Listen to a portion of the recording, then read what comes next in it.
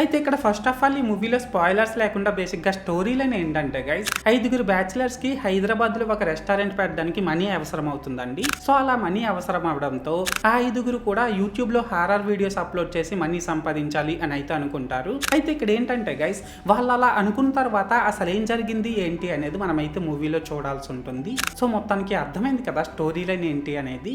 అయితే ఇప్పుడు ఈ మూవీలో నాకు కనిపించిన ప్లస్ పాయింట్స్ ఏంటంటే గైస్, ఈ మూవీలో యాక్ట్ చేసిన యాక్టర్స్ అందరూ కూడా లైక్ మన కృష్ణ భగవాన్ గారు, శ్రీకాంత్ అయ్యంగార్ గారు, వైవా హర్ష, ప్రవీణ్, ఫనీ, ఇలా ఇందులో యాక్ట్ చేసిన యాక్టర్స్ అందరూ కూడా పర్లేదు, వాళ్ళ క్యారెక్టర్స్ కి తగ్గట్టు వాళ్ళు బాగానే పర్ఫార్మ్ చేశారు. ఇంకా ఇందులో మిడిల్ క్లాస్ కష్టాల గురించి చెప్పిన విధానమే గానీ అండ్ ఆ కష్టాల గురించి మన ప్రవీణ్ చెప్పిన డైలాగ్సే గానీ ఈ 2 కూడా చాలా బాగున్నాయి. అలాగే మన కృష్ణ భగవాన్ గారు చేసిన కామెడీ కూడా బాగానే పండిందండి. అండ్ ఆ దెయ్యంతో వచ్చిన ఎమోషన్స్ కూడా పర్లేదు, కనెక్టబుల్ గానే ఉన్నాయి.